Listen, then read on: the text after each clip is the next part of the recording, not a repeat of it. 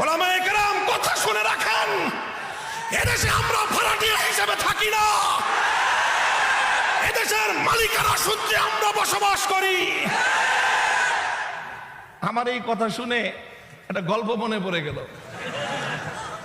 কয়েকদিন আগে এই যে জিঞ্জিরায় ওই কেরানীগঞ্জের এক মসজিদের ইমাম একদিন এসে আমাকে বলতেছে যে হুজুর, আমার এক মুসল্লি আছে, একদিন এসে আমারে কয় কি আপনার কথা, আগে তো আপনার নাম শুনে নাই, এই গত 1-1.5 মাস মামুনুল হক খুব শুনতেছে। তো আইসা আমাকে বলতেছে যে মামুনুল হক সাহেব এমন ভাবে কথা কয় মনে হয় যে দেশটা ওনাদের, খুব একটা অভিযোগ নিয়ে। তো লোকটা ওই ইমাম সাহেব বলল যে দেশটা ওনাদের মনে হয় ওনার কথায় না? কয় হ্যাঁ মনে হয় যে দেশটা ওনাদেরই। কয় আপনি মামুনুল সাহেবের পুরা বয়ান শুনছেন? কয় না, 2-4টা কথা শুনি, এমন গরম গরম কথা বলে মনে হয় দেশটা ওনাদের। কয় তাহলে এক কাজ করেন, মামুন সাহেবের একটা বয়ান আছে, একটা আলোচনা আছে উপমহাদেশের স্বাধীনতা যুদ্ধে আলেম সমাজের ভূমিকা, এই আলোচনাটা শুনবেন 1.5 ঘন্টা আলোচনা কষ্ট করে শুনছে লোকটা। কোনোদিন আলেম আমাদের ওয়াজটা শুনে না, আর আমার ওয়াজ তো শুনেই না। তো 1.5 ঘন্টার ওয়াজ শুনছে। আমার ওই 1.5 ঘন্টার ওয়াজের মধ্যে ইতিহাস ছিল 200 বছরের ইতিহাস। আমার ওই 1.5 ঘন্টার আলোচনায় ইতিহাস ছিল যখন গোটা ভারতবর্ষকে ইংরেজরা গোলামীর জিঞ্জিরে আবদ্ধ করেছিল, সেই ইংরেজদের নাক পাশ থেকে বন্দিত্ব থেকে মুক্ত করবার জন্য সর্বপ্রথম যেই আলেমের অগ্নিঝরা কণ্ঠে স্বাধীনতার ঘোষণা উচ্চারিত হয়েছিল, সেই নেতা কোন নেতা ছিলেন না, সেই ব্যক্তি কোন রাজনৈতিক নেতা নেত্রী ছিলেন না, তিনি ছিলেন একজন আলেম, তিনি ছিলেন উপমহাদেশের সর্বশ্রেষ্ঠ হাদিস বিশারদ শাহ আব্দুল আজিজ মুহাদ্দিস দেহলভী রাহমাতুল্লাহি আলাইহি, যিনি ফতোয়া দিয়েছিলেন। কি ফতোয়া? ইংরেজদের বিরুদ্ধে স্বাধীনতা যুদ্ধ করা ফরজ। ফতোয়ার মধ্য দিয়ে শুরু হয়েছিল স্বাধীনতা যুদ্ধ ইংরেজদের বিরুদ্ধে।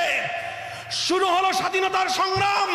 1831 সালে বালাকোটের রণাঙ্গনে স্বাধীনতার জন্য যুদ্ধ করলেন, রক্ত দিলেন সৈয়দ আহমদ শহীদ রহমতুল্লাহি আলাইহি। 1857 সালে সিপাহী বিদ্রোহ হলো, শামিলির রণাঙ্গনে রক্ত দিলেন হাফেজ জামিন শহীদ রহমতুল্লাহি আলাইহি। 1920 সালে তাহরিকে রেশমি রুমাল হলো, মালটার আন্দামান দ্বীপে কারাগারে বন্দী হলেন শাইখুল হিন্দ মাহমুদ হাসান দেওবন্দি রহমতুল্লাহি আলাইহি। 1927 সালে অসহযোগ আন্দোলনের ঘোষণা আসলো, তারকে মুওয়ালাতের ঘোষণা দিলেন শাইখুল হিন্দ মাহমুদ হাসান দেওবন্দি রহমতুল্লাহি আলাইহি। 1947 সালে ইংরেজদেরকে বিতাড়িত করে ভারতবর্ষকে মুক্ত আর স্বাধীন করা হলো। সেই স্বাধীনতা যুদ্ধে বিজয় করবার পর পশ্চিম পাকিস্তান, পূর্ব পাকিস্তান, মুসলমানদের 2 ভূখণ্ডে স্বাধীনতার পতাকা উত্তোলন করেছিলেন মামুনুল হক সাহেবের বাপের 2 ওস্তাদ।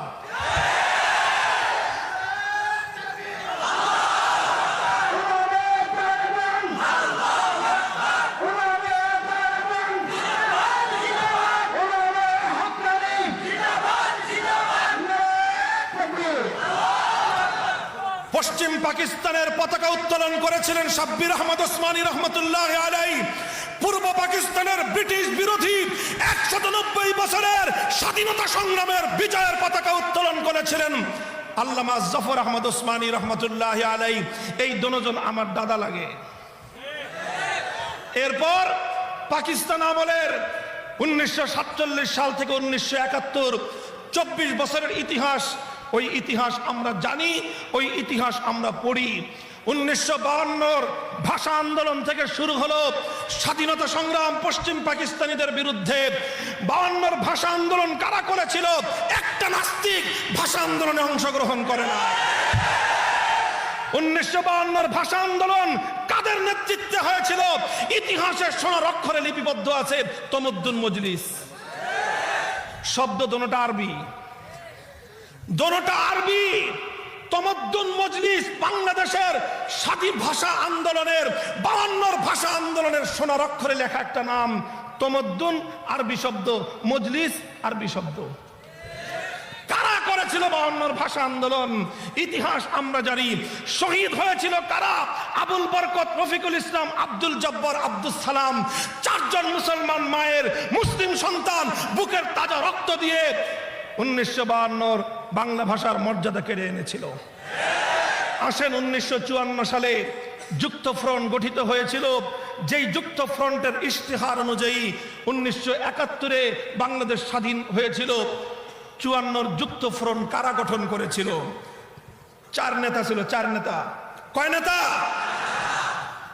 বঙ্গবন্ধু তখনও শীর্ষ নেতার না, তিনি তখন দ্বিতীয় সারির নেতা, ইয়াং লিডার, যুবক। বঙ্গবন্ধুর নেতা ছিলেন হোসেন শহীদ সোহরাওয়ার্দী, শেরে বাংলা একে ফজলুল হক তারা। আর বঙ্গবন্ধু তখনও মূল প্রধান সারির নেতা হননি, তিনি আরো পরে সামনে এসেছেন।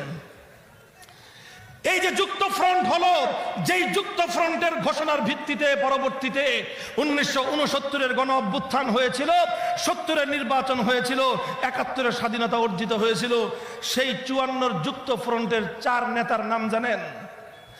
4 নেতার যুক্ত ফ্রন্টের ইতিহাস ছাড়া, এই যে যারা ইতিহাস পড়ো, পৌরনীতি পড়ো, বাংলাদেশের ইতিহাস পড়লে তুমি দেখবা বাংলাদেশের স্বাধীনতার পাকিস্তান আমলের 24 বছরের ইতিহাসের মধ্যে যুক্ত ফ্রন্টের ইতিহাস ছাড়া বাংলাদেশের স্বাধীনতার ইতিহাস পূর্ণ হয় না। যুক্ত ফ্রন্ট কি হয়েছিল? যুক্ত ফ্রন্ট কি জিনিসের নাম? বাংলাদেশের 4টা দল পূর্ব পাকিস্তানের ঐক্যবদ্ধ হয়েছিল। 4 দলের 4 জন নেতা ছিলেন। কারা ছিলেন তারা? 2 জন মিস্টার, 2 জন মৌলবী। 2 জন মিস্টার, কথা বলেন না কেন? 2 জন মিস্টার, 2 জন মিস্টার, 2 জন শেরে বাংলা একে ফজলুল হক, হোসেন শহীদ সোহরাওয়ার্দী। 2 জন মিস্টার, 2 জন মৌলবী, মৌলানা আব্দুল হামিদ খান ভাসানী, হযরত মৌলানা আতহার আলী রহমতুল্লাহ আলাইহি। আতহার আলী কে চিনো? আমার দাদা। মৌলানা আতহার আলী আমার বাবার ওস্তাদ। মৌলানা আতহার আলী আমার শায়েখ মৌলানা আশরাফ আলী সাহেবের ওস্তাদ। তাহলে 1954 যুক্ত ফ্রন্ট করলো আমার দাদাই। সেই যুক্ত ফ্রন্টের মাধ্যমে বাংলাদেশ স্বাধীন হলো। দুঃখ লাগে আজ বাংলাদেশের পৌরনীতিতে হোসেন শহীদ সোহরাওয়ার্দীর নাম পাওয়া যায়, শেরে বাংলা একে ফজলুল হকের নাম পাওয়া যায়, মৌলানা আব্দুল হামিদ খান ভাসানীরও নাম পাওয়া যায়। সোরার দল আমার দাদা মৌলানা আতহার আলীর নাম কেটে দিয়েছে। ওগুলা সব হিসাব আমাদের কাছে আছে, জবাব চাইবো। তুমি যদি ইতিহাস লেখো, যুক্ত ফ্রন্টের 3 নেতার নাম লিখবা, 4 দলীয় জোটের 4র্থ নেতার নাম জাতি জানতে চায়। ওই কথা বলতে তোমাদের মুখের মধ্যে কুলুপ এঁটে থাকে, কারণ মৌলানা আতহার আলীর নাম মুখে উচ্চারণ করতে তোমরা লজ্জাবোধ করো। মুহতারাম হাজিরিন, এই সব স্বাধীনতার ইতিহাস যখন আমার কাছ থেকে শুনছে 1.5 ঘন্টার আলোচনা, এরপরে আইসা ওই লোক ইমাম সাহেবরা কয় ঠিকই তো কয়, উনি তো ঠিকই কয়।